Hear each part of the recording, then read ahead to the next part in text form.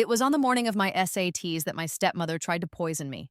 The first I knew of it was the searing pain in my stomach, but the definitive proof came later when my stepsister's terrified screams echoed through the otherwise silent examination hall. She had stumbled out of their women's restroom, her clothes disheveled and her face a mask of pure, unadulterated panic. This year's math section was notoriously difficult, and the classroom was so quiet you could hear the faint, rhythmic scratching of 24 pencils moving across paper. It was a sound of collective concentration, a shared struggle against complex equations and the ticking clock. About 10 minutes into the solemn quiet, a blood-curdling shriek shattered the peace. It came from the hallway in the direction of the restrooms. "Help! Bugs! There are so many bugs!" Nearly every head in the room lifted, eyes turning towards the windows that looked out into the corridor. I saw my brilliant stepsister Chloe sprinting down the hall, her hair flying wildly behind her. She looked completely unhinged, like someone fleeing a nightmare. The hall monitors, who had been lazily patrolling their posts, rushed to intercept her, trying to understand what was happening. Chloe's face was twisted in terror, her eyes wide and unfocused. She could only point a trembling finger back toward the bathroom, her voice a broken record of a single, horrifying word. "Bugs! Bugs!" A few teachers stayed behind to try and calm Chloe down while the others cautiously made their way to the restroom to investigate. The commotion outside quieted down. Inside the exam room, our proctor cleared her throat, her voice firm but gentle. "Focus on your tests," she reminded us. "Don't worry about what is happening with others." I picked up my pencil and returned my attention to the problem in front of me, my mind once again occupied with calculations. And then, like a lightning strike in my memory, it hit me. Bugs! Of course! I had almost forgotten. That particular delusion was my creation. That morning, for the first time in our shared history, my stepmother, Nina, had personally prepared breakfast for me. She made a sandwich and poured me a tall glass of milk. She even raised her own glass in a toast to both Chloe and me, offering hollow wishes for our success on the exams and our bright, promising futures. As it turned out, the milk was the delivery system for her treachery. I felt its effects during the English portion of the exam, right after I had completed the initial, easier questions. It felt as though my insides were being corroded by a powerful acid. The pain was so intense that I nearly lost consciousness, and a cold sweat broke out across my entire body, drenching my clothes. The proctor had noticed my distress. "Miss, are you okay?" she had asked, her face etched with concern. I could only shake my head, pressing one hand firmly against my lower abdomen. "I'm fine," I managed to say through clenched teeth. "I just need a few minutes." The teacher continued to watch me, clearly worried. I gritted my teeth against the waves of agony, feeling a strange bulge and a distinct tremor just beneath my palm. That was my bonded poison creature, a secret I had carried for most of my life. It lay dormant just below my navel, but now it was vibrating, sending out dense, intricate patterns of energy as it began its unique detoxification process. It felt as if every muscle, bone, and blood vessel in my body was being pierced by thousands of microscopic fibers. The ordeal lasted for about 5 or 6 excruciating minutes. By the time the pain finally subsided, my clothes were soaked through with sweat, and I looked as though I had just been fished out of a lake. The proctor approached me again. "Are you sure you don't need to go to the hospital?" I had already used a tissue to wipe the sweat from my palms and had resumed answering the questions on my test paper. Based on the length and intensity of the detoxification process, I knew the poison Nina had given me was not meant to merely incapacitate me. It was a dose strong enough to be lethal. So, when I saw her standing at the school gate after the English exam, her face a mixture of shock and disbelief at the sight of me, I made my decision. I smiled sweetly and linked my arm with hers as if nothing were wrong. And then, during our lunch break, I placed a simple poison on her precious daughter without a moment's hesitation. Yes, I am a poison user. To be more precise, my mother was a poison user. I merely inherited her bonded poison creature and managed to learn a few things about raising and controlling it from a weathered parchment scroll she left behind. My first encounter with this strange inheritance happened when I was 6 years old, shortly after my mother's sudden death. From our home to the hospital and then to the crematorium, it was just me and my father. As her body was being moved toward the incinerator, a small bump suddenly appeared on her wrist. I watched, mesmerized, as it twitched slightly and then transformed into a brilliant flash of golden light that shot directly towards my forehead, landing right between my eyes. I asked my father if he had seen the bump on Mom's hand or the golden light, but he said he hadn't and told me I was imagining things. When we returned home later, I stood in front of the bathroom mirror and found a tiny, almost invisible hole between my eyebrows. It looked like the mark left by a needle after a shot at the doctor's office. Being so young, my understanding of the world was limited. My first thought was that the golden light had come from a fairy and that I was destined to become a little fairy myself. Everyone else, however, had a darker interpretation. They whispered that I was possessed, that I had seen something evil. They insisted my father should never have taken a child to a crematorium, that young souls are vulnerable to malevolent influences. My father became furious with me, yelling at me to stop talking such nonsense. He threatened to send me to a mental hospital if I didn't stop. I was terrified. The fear that my father would abandon me was overwhelming. That same year, before my mother had even been gone for a full week, Nina moved into our house, bringing her daughter, Chloe, with her. It was then that I truly understood my new name in the family, dead weight. It seemed my mother had no living relatives. All of our extended family came from my father's and Nina's sides. They, along with our nosy neighbors, loved to corner me and ask the same cruel question over and over. Now that your mom's gone, your dad will only love your sister. What will you do? Perhaps they meant no real harm. Perhaps they just found a morbid amusement in teasing a grieving child. In the beginning, I would burst into tears while they laughed. But eventually, I learned to smile brightly and answer without hesitation. I like my sister too. When my rehearsed answer became boring, they gradually stopped asking. My premature maturity, my second face, was born from that necessity. That winter, Nina took Chloe and me to an amusement park. We had just gotten off the carousel when Chloe announced she needed to use the restroom. Nina told me to wait right where I was, promising she would bring Chloe back as soon as she was done. But they never came back. I stood there waiting and waiting. I waited as the park began to empty, as the sun dipped below the horizon, and as all the colorful rides ground to a halt. I was hungry, thirsty, and freezing cold. It was then that I finally understood. I had been abandoned. That night, I walked all the way home. Our house was a great distance from the amusement park, and the journey took me over 2 hours on foot. I had no money for a bus, and I didn't dare cry, afraid that kidnappers would see me as an easy target. I remember a single firefly stayed with me for the entire journey. It flew just ahead of me, its tail pulsing with a soft, golden light. In my child's mind, I thought it was my mother's spirit, guiding me home. It would be many years before I realized it was my bonded poison, my silent protector. It was past 9 o'clock at night when I finally reached our apartment building. The lights in the living room were off, but a dim light glowed from the master bedroom. I used my key to let myself in, tiptoeing quietly through the dark apartment. Chloe was already fast asleep in her room. I could hear my father and Nina talking in their bed. "What's wrong with you? You can't even watch one kid.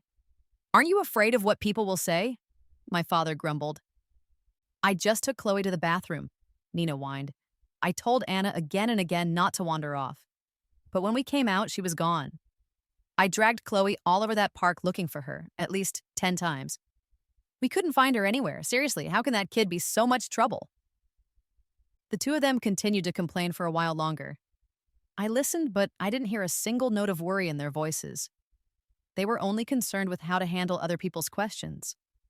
I even detected a hint of relief in their tone, a quiet satisfaction that having one less child would save them money, time, and energy.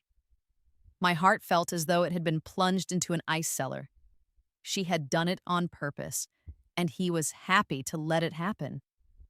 I curled up in my small room, a converted storage closet, and cried silently all night, my heart filled with a cold, terrifying fear. I was a motherless child, and I was terrified they would try to abandon me again. From that day forward, I knew I had to be good. The next morning, I woke up before anyone else and went to the kitchen to make porridge. I stood on a stool by the stove, a little girl constantly stirring the pot with a large spoon, afraid it would burn. When the porridge was ready, I took out some pickled vegetables, chopped them finely, and seasoned them with MSG and sesame oil. Then, I boiled 3 eggs. It was the first time I had ever cooked, and I burned my hand in the process. I remember the surprised looks on their faces when they woke up and saw the breakfast I had prepared. They asked me where I had been the day before and when I had gotten back. I recited the story I had practiced in my head.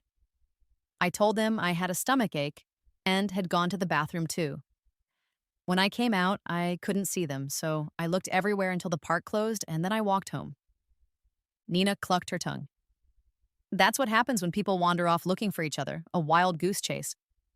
She told me that if something like that ever happened again, I should stay put and not run around. She even had the audacity to say I had scared her to death.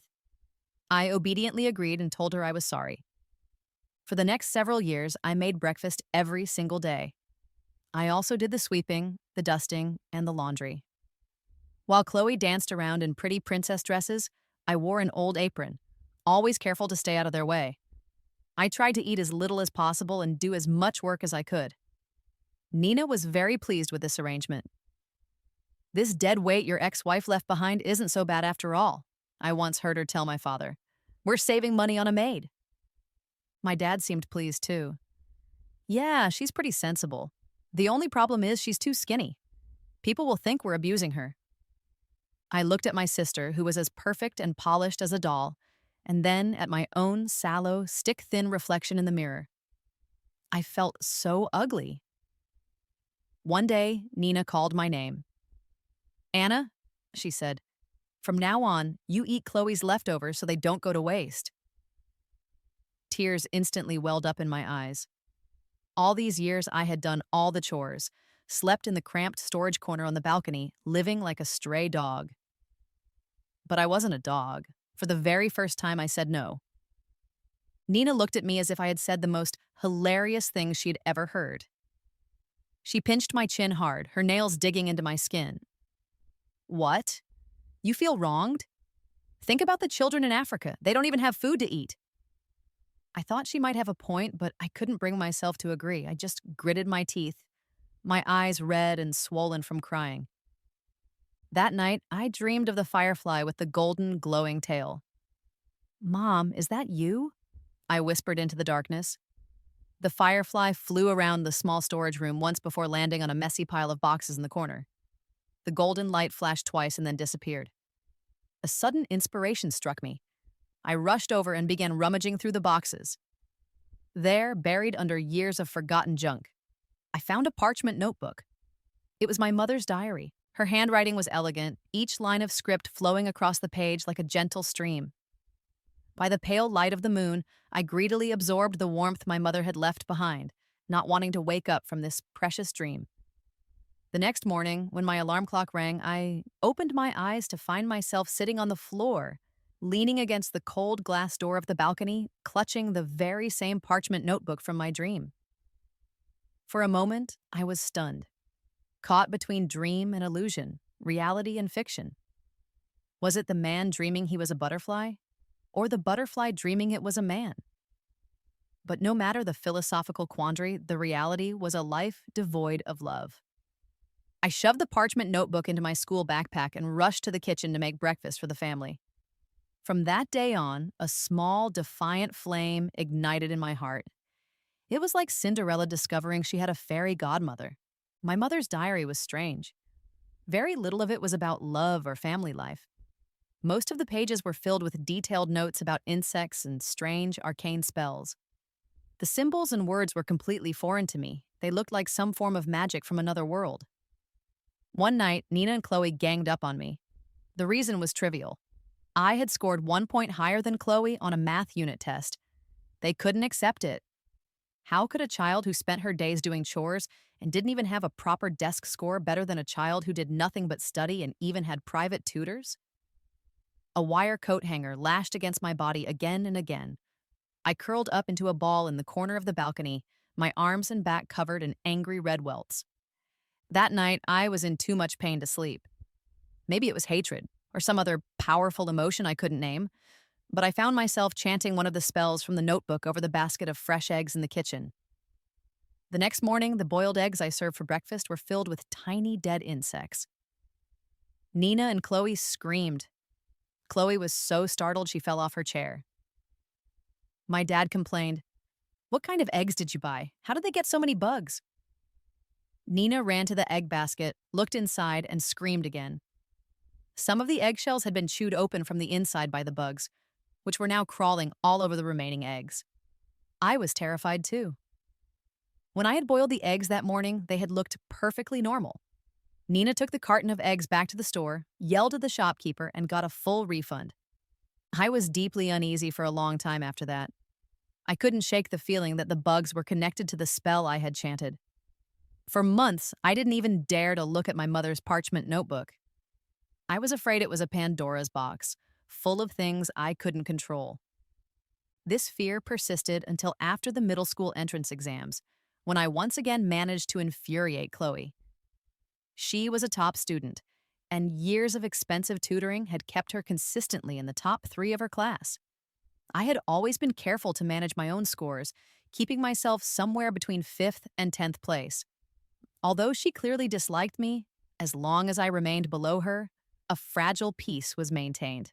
But for the high school entrance exams, I decided to go all out. I wanted to try for a scholarship. At that, when the results were released, we both got into the best high school in the city. However, my total score was over 50 points higher than hers, and I had won the school's most prestigious scholarship, which covered full tuition and living expenses, plus a cash prize of $70,000. Chloe and Nina were practically spitting with rage, but my father couldn't stop grinning. He went around telling everyone how proud I had made him, how I hadn't spent a single dime on tutoring all these years and was now even earning money for the family. He even brought up my mother, saying that she had been a top student too, and that she had been his lucky star. He claimed that after she got together with him, his business had only gotten bigger and smoother. I blurted out, "Then why did you leave Mom?" My dad froze, completely caught off guard by my question. Nina quickly chimed in with her usual venom. "Lucky star? Your mother was just a sickly burden. It was good enough she didn't drag your dad down." A strange, poisonous feeling welled up inside me, as if I had suddenly grown wings. I retorted directly, "Still better than you. After you married Dad, his business went downhill every day." What I said was true. Nina jumped up as if she had been scalded, shouting that I had a filthy mouth. My dad, ever the peacemaker, unilaterally announced that I would finally get my own bedroom. "My study," he declared. "I'll have someone convert it into a bedroom for you tomorrow." This was 9 years after I had started sleeping on the balcony. I was finally getting my own room again. That summer, my dad was like a proud peacock, showing off everywhere that both of his daughters had gotten into a top high school, and that one of them had even won the biggest scholarship. To celebrate, he took us on a trip to Thailand and booked a large private villa. It was supposed to be a happy occasion, but my dear sister decided it was the perfect opportunity to kill me. One evening, I was in the swimming pool practicing my diving when she suddenly activated the automatic pool cover, plunging me into darkness. By the time I realized what was happening, not only were the lights in the pool area off, but the door leading out was locked too. I banged on the hard plastic cover, shouting again and again, "Hey, is anyone there?" No one answered. I remembered that my dad and Nina had gone out to see some kind of adult show. It was just Chloe and me left in the villa. In the enclosed space, the only air left was in the small gap between the surface of the water and the cover. That pocket of air was thinning out bit by bit. I tried to move as little as possible to conserve oxygen. I don't know how long I was trapped in there, but eventually my breathing became rapid and shallow. My body felt incredibly heavy and tired, and then, gradually, breathing became a struggle. The terrifying sensation of suffocation was creeping up on me. I thought that I was probably most likely going to die. My mind drifted to the story of the little match girl. In my despair, I thought I saw my mother waving at me from a great distance. I decided to stop struggling. I spread my arms and let myself sink into the water. The moment water flooded my lungs, a searing heat, like a raging fire, shot up from my lower abdomen to the point between my eyebrows with an unstoppable force. My body followed that fire, leaping out of the water like a fish breaking the surface. A brilliant golden light burst from my forehead like a shooting star and crashed against the pool cover. Bang, bang, bang. The cover quickly developed a crack, which then spiderwebbed across the surface until a large piece shattered with a loud crash, allowing fresh air to rush in. The golden light, which had initially been as dazzling as the sun, grew dimmer and dimmer until it was just a faint, flickering glow. Wasn't this the same firefly that had stayed with me all those years ago, guiding me home from the park? The one that had led me to my mother's parchment scroll? I watched it fly out through the opening in the cover and land on the edge of the pool. The golden light on its tail flickered weakly twice, and then it went out. Panicked, I ignored the violent coughing that racked my body, grabbed the edge of the opening with one hand, and pulled myself out. The sharp, broken edge of the plastic cut my skin, and blood dripped down my arm. I crawled over to the creature and carefully cupped it in my hands. Only then did I realize it wasn't a firefly at all, but a winged silkworm. It was a pure, lustrous white. I thought for a moment, then, acting on an unconscious instinct, I placed it on the bleeding scrape on my arm as if this was the most natural thing in the world to do. After a moment, its head twitched. Then, it vanished. But I knew it was still there. Just as it had been for so many years, it had merged with my body once again. I slowly stood up. My body was exhausted, but my heart felt like a burning flame. Still in my soaking wet swimsuit, I walked towards Chloe's bedroom. Blood and water mixed together, dripping from my limbs and leaving a trail of dark footprints on the floor. Chloe was sitting on her bed, playing video games. I kicked open her door, grabbed a handful of her hair, yanked hard, and dragged her downstairs without a second thought. Chloe was completely caught off poisonard. Her feet scrambled against the floor, and besides screaming, "Anna, are you crazy?" she had no way to fight back. There was a decorative, diamond-patterned mirror on the hallway wall. In its reflection, I saw myself, radiating a pure, unadulterated malice. I looked as ferocious as a demon that had just crawled out of hell.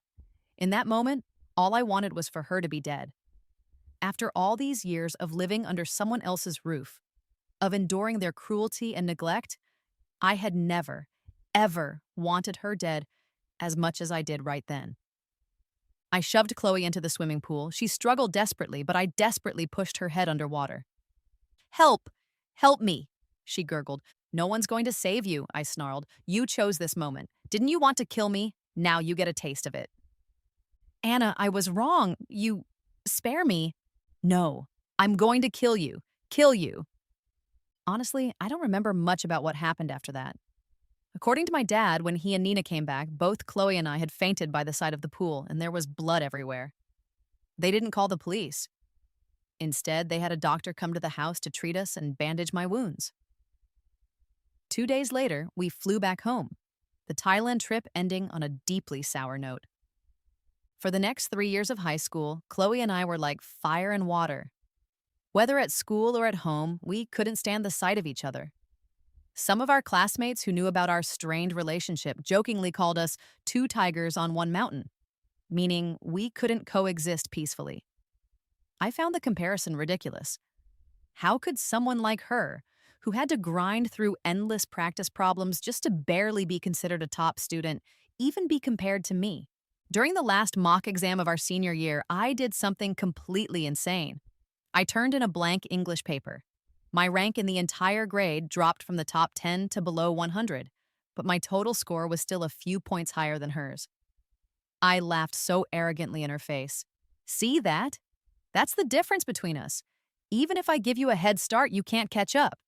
Ha ha ha, still dreaming of getting into a top-tier university? Dream on. That probably pushed her and her mother over the edge, leading them to poison me on the morning of the SATs with what they intended to be a lethal dose. They didn't just want to ruin my exam. They wanted me dead. How should I retaliate? How far should I take it? I thought about it seriously. My mother's parchment scroll contained a clear directive. New clan rule. Outside the Great Mountains, obey the law, especially criminal law. So I didn't go for a killing blow. I just casually placed a small, simple poison on Chloe during lunch, one that would give her severe stomach cramps and diarrhea during the afternoon exam. The bugs she saw weren't real, they were merely hallucinations, a side effect of the poison. That's why the hall monitors wouldn't find anything in the restroom. But Chloe didn't believe them and followed them back to the restroom where she screamed again, becoming completely hysterical. An ambulance eventually took her to the hospital. I couldn't help but laugh. As Confucius said, one should not talk about strange phenomena or spirits. If she could have just pushed through the discomfort and overcome the illusion of every word on the paper appearing to be made of bugs, she still could have taken the test. Even if she couldn't get into a top public university, she could probably still have gotten into a decent state college. With Chloe gone, the whole family was suddenly preoccupied with her. I felt like the world had become peaceful and quiet. I focused completely on finishing the rest of my exams. Only then did I hypocritically go to the hospital to visit my dear sister. She had already been transferred from the city hospital to the best hospital in the state. She'd had countless tests, and a team of specialists and professors had consulted on her case, but no one could figure out what was wrong with her. Physically, all her functions were perfectly fine. The most likely diagnosis they could come up with was a severe psychological illness. After all, every year, a certain number of high school students experience extreme stress reactions due to various psychological issues. I stayed by her side, sighing and looking worried, right along with my dad and Nina, pretending to be a deeply caring and concerned sister. Maybe I overdid it. That evening, as I was sitting in the hospital hallway eating my dinner from a takeout container, Nina snapped at me. "Anna, did you do this?" I feigned shock. How could I possibly do something like that? Nina stared at me for a long moment. I couldn't tell if she believed me or not, but she eventually walked away with a hostile look on her face. A little later, my dad came over and sat next to me. "Don't blame your Aunt Nina," he said. "She's just too worried about your sister. By the way, how did your exams go? Harvard or Yale should be no problem for you, right?" I smiled. Harvard or Yale, I never even considered them. After the trip to Thailand 3 years ago, I was no longer afraid of those strange insects from my mother's scroll. When I got back, I started seriously studying the parchment she had left me. From that day on, I had only one goal: South China Agricultural University. I wanted to study insects. My smile misled my dad. He carefully selected a photo of me, then found pictures of the main gates of both Harvard and Yale online, blocked Nina's relatives from his feed, and posted on his social media. "Daughter, Dad's waiting to celebrate your success." I glanced at him and said politely, "Is this the legendary ultimate middle-aged brag?" My dad didn't even look up, completely absorbed in the flood of likes and comments on his post. You bet. This poor middle-aged man. Over the past few years, his business had been shrinking, and he was earning less and less. The only thing he had left to show off was his 2 brainy daughters. Now there was only me. Chloe's hallucinations were getting progressively worse. Rice, noodles, and other foods all looked like writhing bugs to her. She knocked over several bowls of food every day. The fine hairs on her own skin also looked like bugs. If she stared at her arms or legs for too long, her body seemed to be covered in squirming maggots. She'd even pulled out clumps of her own hair in a frenzy. She was on the verge of a complete breakdown every single day, either frantically throwing and smashing things or obsessively scrubbing her skin raw. "Ah, bugs! So many bugs! Go away, go away!" No one wanted to share a hospital room with her. Other patients and their families on the same floor secretly called her the psycho. The doctor spoke to my dad and Nina several times, strongly recommending that she be transferred to a more specialized facility, a psychiatric hospital. Nina flatly refused. She couldn't accept the idea of her perfect daughter becoming a psychiatric patient. My dad, on the other hand, didn't really care. He was the first one in our family to give up on her. While I was still diligently playing the part of the devoted sister, he had already lost all his patience. All these years, I bought her whatever she wanted, spent so much money on tutoring, all hoping she'd get into a good college and make me proud. I overheard him complaining to Nina in the hallway. "You tell me, how did she end up like this?" He continued, his voice thick with self-pity. "Do you know what people outside are saying? They're saying that old Foo's younger daughter has gone crazy. that it's karma. He paused. Sometimes I think it's karma, too. If I hadn't insisted on divorcing Cynthia back then and been so determined to marry you, Chloe wouldn't have been so spoiled that she couldn't even handle the pressure of the SATs. I was standing just around the corner of the hallway, in a spot where they couldn't see me, listening quietly as my dad unleashed his anger. Nina just kept crying and crying. She didn't dare tell my dad that she had tried to poison me on the morning of the SATs, but she had accurately guessed that Chloe's sudden illness was related to me. She argued that every illness has warning signs, but Chloe had shown none. She was sure someone had maliciously harmed her daughter. My dad wouldn't listen to her explanations. As he was leaving, he just threw out one final sentence. I'll give you 3 more days. After 3 days, she must be sent to the psychiatric hospital. Our money doesn't grow on trees. Nina slumped onto a hard plastic chair in the hallway, defeated. I walked out from around the corner. When she saw me, it was like she got a shot of adrenaline.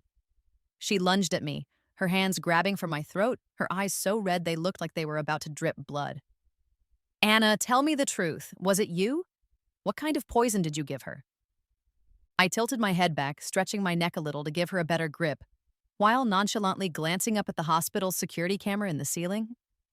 I didn't do anything, I said calmly. Aunt Nina, if you suspect me, you can call the police. The dishes and cups from the morning of the SATs haven't been washed yet. If I really did something, the police would definitely find out. I was perfectly calm, but her pupils suddenly constricted, and her voice dropped to a harsh whisper. Do you know something? I feigned confusion. Should I know something? Aunt Nina, I don't understand what you're saying.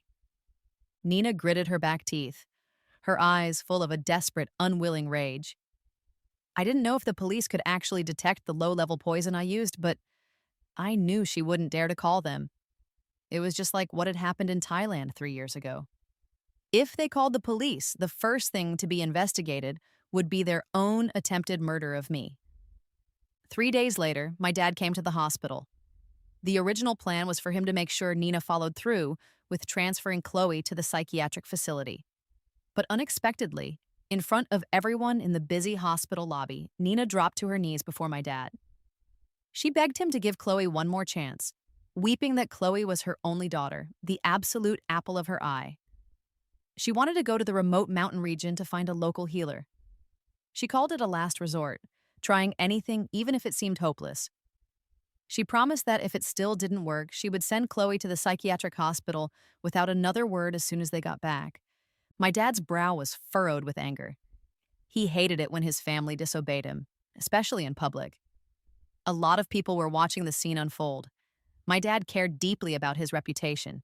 He was in a bind, and he finally, reluctantly agreed. I watched the spectacle for a bit, then slipped through the crowd, helped Nina up from the floor, and feigned filial piety. Aunt Nina, I said sweetly, I'll go with you. Nina's gaze was sharp and vicious. The region she spoke of was vast. Known as the 100,000 Mountains, it covered parts of several provinces, including Yunnan, Guizhou, Hunan, and Guangdong, as well as areas in Sichuan and Chongqing. My dad had been in the medicinal herb business in his early years, and my mother had accompanied him to many of these remote places, especially in Guizhou.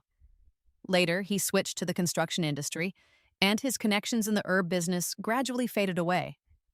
To get Chloe treated and fulfill Nina's desperate wish, my dad started calling his old contacts again, trying to find a way to consult a great poison master. I sat cross-legged on the nearby sofa, pretending to read a book, but actually eavesdropping on my dad's calls. Not Cynthia's child, it's my current wife's. Cynthia? Oh, she got very sick and passed away. Ah, you don't know anyone. I thought you might have some connections, old friend. Cynthia, what could she do? Besides, she's been gone for so many years, not Cynthia's child. Oh, your white meow? Not familiar with the black meow then. Almost every call mentioned my mother, and almost every call ended with a polite refusal to help my dad. The only exceptions were 2 calls. One person suggested my dad go directly into the mountains to search, saying that if he was sincere enough, he would eventually find someone. Another asked me to take the phone and immediately asked when my mom passed away and how. I told her my mom had been gone for 12 years, that she had been bedridden for many years, and then suddenly passed away one day. The person's voice on the other end of the line choked up a bit. After a moment of silence, she said, "Tell your dad I can take them there. But whether the person will treat her or not, that'll depend on their luck." I relayed the message to my dad word for word. He took a deep drag from his cigarette and exhaled a heavy cloud of smoke. His face was dark, and when he looked at Nina, his eyes were full of impatience. It was the same look he used to give my mother when she was sick in bed so many years ago. Unlike my mom, Nina didn't seem to care at all about my dad's mood. She had already made her choice back when she knelt in the hospital lobby. She was busy packing clothes, toiletries, power banks, and charging cables. "Bring more cash," she muttered to herself. "Yes, and gold. I'll go buy some more first thing tomorrow morning." She continued her monologue. "In the mountains, cash might not always work, but gold always will. Money makes the world go round. Chloe will definitely be okay." This woman, though vicious, was genuinely and fiercely devoted to her own daughter. The next day, we set off. We drove there, a journey of more than 10 hours. Our car finally stopped at a small shop selling local mountain products somewhere deep in Guizhou. A middle-aged couple came out to greet us. They were wearing traditional clothing and were about my dad's age. The man's last name was Wang, and the woman's was He. The woman, Mrs. He, was the one who had asked to speak to me on the phone the day before. The couple was very warm and friendly towards me, saying they had held me in their arms when I was just a baby. "Mrs." He took my hand, her thumb gently rubbing my wrist. In an instant, I felt my bonded poison creature stir restlessly within me. I snatched my hand back and stared at her sharply. Her eyes immediately reddened with unshed tears. "Child, don't be afraid," she said softly. "Your mother and I were friends." Friends? I didn't even trust my own father. How could I possibly believe this woman who suddenly claimed to be my mother's friend? I offered a polite, non-committal smile, but couldn't help taking half a step back. Mrs. He didn't seem to mind. She sat next to Mr. Wang, and while they talked to my dad, she would glance at me from time to time. Her expression, like she wanted to say something but couldn't, was strangely moving. Mr. Wang explained that the meow people have many branches. Outsiders mostly hear about the white meow and the black meow, but in fact, there are also the flower, green, blue, red, and other groups. He and Mrs. He were both green meow, and they primarily gathered herbs for healing purposes. The great poison master we were looking for, the poison woman, was black meow. The black meow are relatively few in number and live much deeper in the mountains. For many years, the green and black meow haven't gotten along well. They could take us to find the person tomorrow, but they couldn't get too close. They could only point us in the right direction from a distance. My dad repeatedly said he understood. Nina impatiently asked, "Based on your experience, does it look like my daughter has been afflicted by a poison?" Mr. Wang said, "It doesn't just look like it. It is. 100%. Nina and my dad exchanged a look, their eyes full of confusion.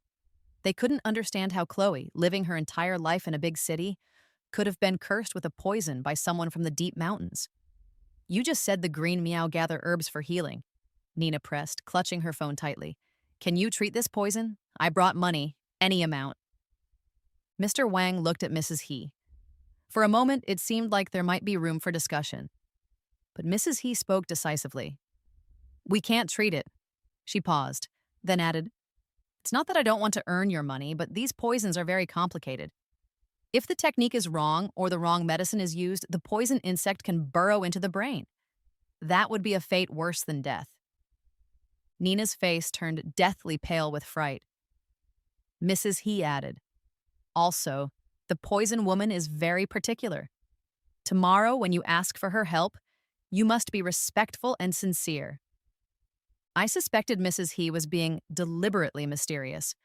The poison I had placed on Chloe was a very low-level one, so low-level that if Chloe's willpower had been strong enough to ignore the fake insects, she could basically live a normal life. And Mrs. He, someone who could make my bonded poison stir just by touching my hand, how could she possibly not be able to break such a simple, low-level poison? Sure enough, she came to find me that night. We were staying at a local guest house. There was a road in front and a small hill behind it. My room faced the hill. In the middle of the night, I couldn't sleep. I got up, opened the window, and saw Mrs. He standing not far away on the dark hillside. She was wearing the same dress from earlier that day, staring straight at my window.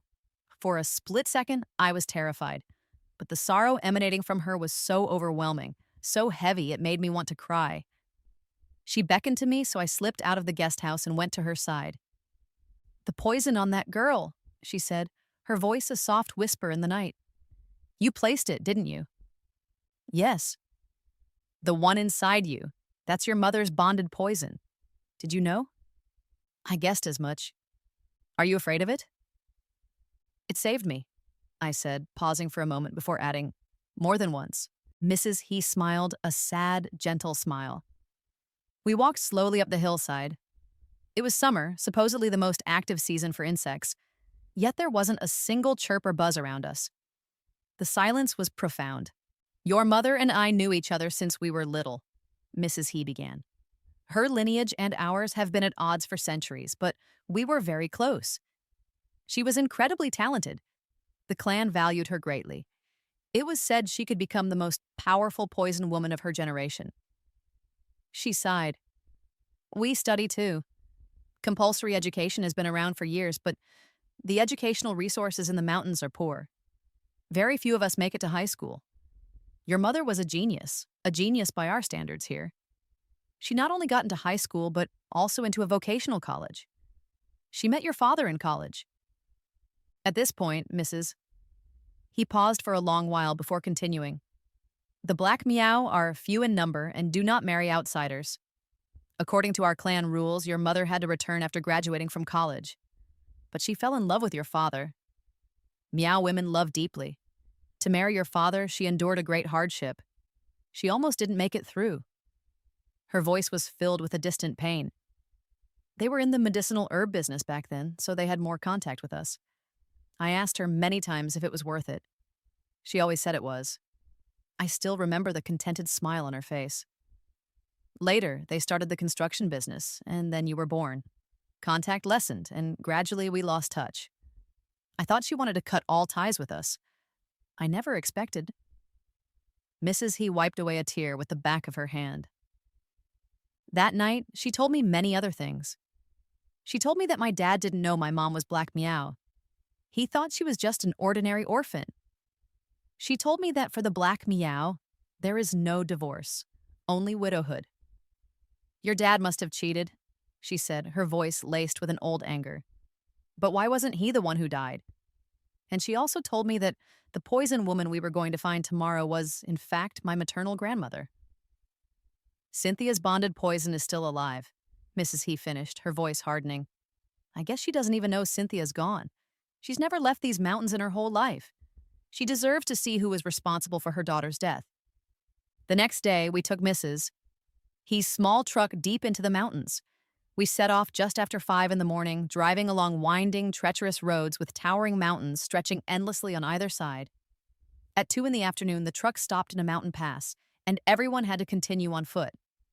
We had to cross one more mountain to reach our destination. "Get out! What are you doing back here?" The voice exploded right next to my ear, shrill and angry. Mrs. He stopped abruptly. She pointed to a small courtyard nestled in the distance.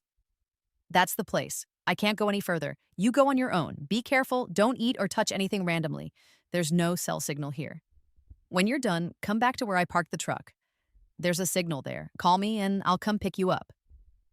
My dad's brow was tightly furrowed. He unconsciously touched his chest, right over his heart, neither nodding nor shaking his head. Nina swallowed hard, a clear desire to retreat in her eyes. "This is the legendary Black Meow," she whispered. "They say you can get cursed just by breathing their air." Chloe, however, seemed to shed her earlier dejection. She looked at the distant courtyard with a strange sense of anticipation. "Mom, let's go quickly. I have a feeling she can cure me." This was the first completely normal sentence she had spoken since the math portion of the SATs. Nina was greatly encouraged by this and immediately firmed her resolve. She grabbed Chloe's hand. "Let's go." My dad and I followed behind them. From a distance, the gate of the courtyard creaked open, and a withered, short old woman walked out quickly. She wore all black clothing and stood with her hands on her hips, looking in our direction. Her gaze was too piercing for me to make out her expression clearly. I just felt her eyes sweep over the four of us before landing squarely on Mrs. He, who was still standing far behind us. When I looked back, Mrs. He was standing rooted to the spot. She stared at the old woman, tears suddenly falling from her eyes as if they were conveying 1,000 unspoken words across the valley. The entire mountainside was devoid of insect chirps or bird calls. It was terrifyingly silent. Even the sunlight seemed to have grown colder. The four of us stumbled our way over the uneven ground. Only when we got closer could we see the old woman's face clearly. It was the first time I had ever seen such a terrifying face. Half of it was that of a normal elderly woman with deep smile lines crinkling at the corners of her eye and mouth. The other half was horribly pockmarked, and worse, a thick raised scar ran from just above her eyelid all the way down to her neck. It was twisted and winding, like a giant centipede had permanently attached itself to her skin. I was genuinely scared and hesitated, taking half a step back. Chloe screamed and backed away in fright. Nina held her tightly, repeatedly apologizing to the old woman. I'm sorry, the child is just inexperienced." As we had walked towards her, the old woman had sized us up countless times. Her eyes seemed to be laced with venom. "Who are you, and what are you here for?" Her voice was still shrill and sharp, as if someone were pinching her throat. Nina immediately dropped to her knees. "My daughter has been cursed with a poison," she pleaded. "I beg the great poison master to take a look." As she spoke, she took out the prepared bag of gold from her purse, held it with both hands, and raised it high above her head. There were small gold bars, gold nuggets, gold necklaces, pendants, earrings, and rings. They glittered brightly in the harsh sunlight. My dad's face was contorted with the pain of parting with so much wealth. The old woman glanced at the gold only twice before her gaze fell upon my dad. "What's your name?" she rasped. "Fu. My name is Fu." "Who are they to you?" "My wife and my daughter." A strange rumbling sound came from the old woman's throat. She smiled, but her face remained expressionless. It was like the sound of a broken old bellows wheezing. The sunlight seemed to chill another degree. Only then did the old woman gesture for us to follow her into the courtyard. She walked very slowly now, a completely different person from the one who had strode out of the courtyard so imposingly just moments earlier. Her steps were unsteady, almost faltering. I thought to myself, she must have guessed. Her daughter had run away for love only to be cruelly betrayed. She had lost her daughter many years ago.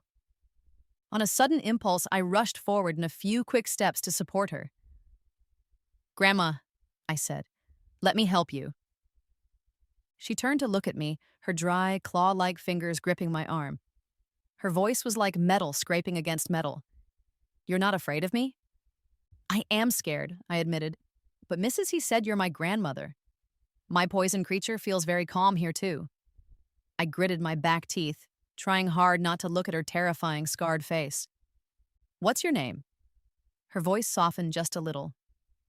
"Anna," I replied softly. She just made a soft sound, her tone betraying no emotion. She quickly stepped over the high threshold of the gate.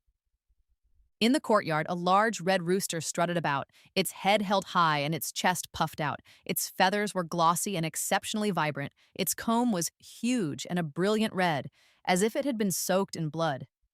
Its black, sharp claws strode across the yard, making an occasional creaking sound underfoot. The creaking was because the ground was littered with the dried remains of various poisonous creatures: scorpions, spiders, toads, and geckos. Mostly scorpions. Nina and Chloe supported each other, their eyes darting nervously around the courtyard, every step taken with extreme trepidation. My dad followed closely behind them. Slam! The courtyard gate slammed shut behind us. The four of us whipped around in shock. Coiled on the heavy wooden gate was a huge black snake. It opened its mouth wide, flicking its forked tongue, its long tail thrashing against the wood. Looking around, we saw countless snakes coiled under the eaves and on the roof beams, red ones, green ones, white ones, black ones. Without exception, all of them had triangular heads, and every pair of beady eyes glowed with a sinister, malevolent light. They were not just poisonous, but lethally so. There had to be at least 100 of them.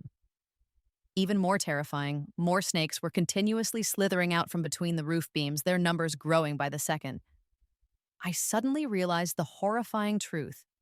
This was a trap designed to kill us all. Mrs. He, ever since she got my dad's call and found out my mother was dead, must have been planning this. The temperature in the courtyard seemed to drop 10 degrees. Nina and Chloe shivered simultaneously and edged closer to my dad. "Where's that rooster from before?" Nina stammered, her body trembling. "Gone," I said. "I watched it leave." "Why did it leave?" Nina's voice rose a few pitches in panic. She turned to grab my dad, but he stood frozen like a statue. His eyes were wide and bulging, staring intently at the wall of the main hall. His body trembled like a leaf in a storm, and his lips quivered uncontrollably. "Cynthia? Who is Cynthia to you?" he shrieked at the old woman. Nina followed his gaze. On the wall hung several rows of black and white portraits. The very last one was of my mother. Nina's face turned even uglier than my dad's. She shoved him hard in the chest, grabbed Chloe, and tried to run for the gate. "We don't want treatment anymore. We're not getting treated. Let us go." They only managed to take 3 steps before countless venomous snakes blocked their escape, rising up and flicking their tongues at them. "Too late!" The wheezing sound came again from the old woman, followed by her sharp, grief-stricken cry. "Cynthia was my daughter, a daughter of our black meow family. We've never been bullied like this before." In the courtyard, from every crack and crevice in the ground and walls, a rustling sound arose. Scorpions, spiders, toads, geckos, centipedes, and ants poured out as if they were being given away for free. They skirted around me and the old woman, swarming towards the other 3 in a terrifying, encircling movement. This was far more horrifying than Chloe's earlier hallucinations.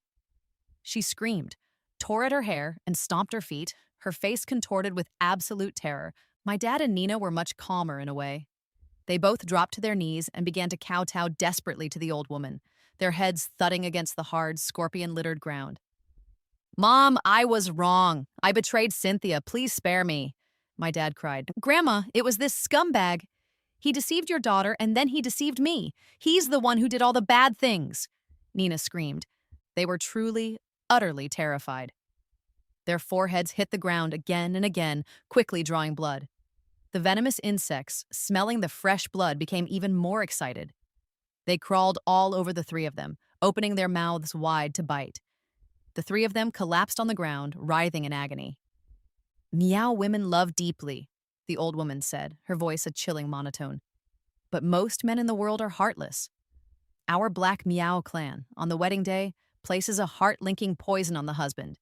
If the man betrays his vows, he will be devoured by 100 insects and die. You didn't die. There's only one possibility. Cynthia killed the mother poison of the heart-linking poison before yours could activate. After that, her health would have deteriorated rapidly. All of you deserve to die." The old woman grew more and more agitated as she spoke, her hands flailing in the air, wishing she could strangle my dad with her own 2 hands. My dad, in his desperation, had a sudden, brilliant idea. He suddenly pointed a trembling finger at me. "Her name is Anna. She's Cynthia's daughter, your own granddaughter. She's only 19, just got into college. If I die, there'll be no one left to support her." The old woman's flailing hands slowed a bit, and the swarm of insects on the ground also seemed to calm down. My dad, Nina, and Chloe were already covered in angry welts, large, dark bruises overlapping smaller ones. They were clearly severely poisoned. "I'll give you one way to live," the old woman said finally. 22 years ago, to marry you, Cynthia crawled out of this mountain of insects and sea of snakes. It took her over half a year to recover. If you can crawl out of here, I'll spare you." Unexpectedly, my dad, Nina, and Chloe actually managed to crawl out. I was puzzled. With so many venomous creatures biting them like that, how could they still be alive? Even more puzzling, the black meow poison woman's power clearly didn't match the fearsome legends. But I didn't dare ask. Questioning someone's power is a disrespect best left unsaid. The poison woman, no, my grandmother, had me stay with her for 2 days. She asked me why I had placed the poison on Chloe, and she asked about my life over the past many years. I told her everything truthfully. 2 days later, she said I could leave and told me to live a good life from then on. She said she could have removed my mother's bonded poison from me, but since it could protect me, it was better to leave it. She said that when my mother left all those years ago, she had actually already been expelled from the clan, so I didn't have to stay bound to the mountains or their rules. She said that if I ever missed her, I could come back and visit. A few days later, I returned to the city. What greeted me was the news of the deaths of my dad, Nina, and my sister, Chloe. They had gotten into a car accident on their way back from the mountains. My dad had been drinking, the car crashed off the highway, and all three of them died instantly. So I inherited all of the family property. I applied to my dream school, South China Agricultural University. I also went to the local police station to officially change my name. I dropped the Fu surname. From then on, I was just Anna, only Anna. One day, I called Mrs. He. Mrs. He, I asked, my dad and the others, their deaths, were they really an accident? Of course, she replied, her voice perfectly even. Another day, I was chatting with my grandmother on the phone. Grandma, I asked, my dad and the others, their deaths, were they really an accident? What do you think? She replied, her voice a low, wheezing rumble that might have been a laugh.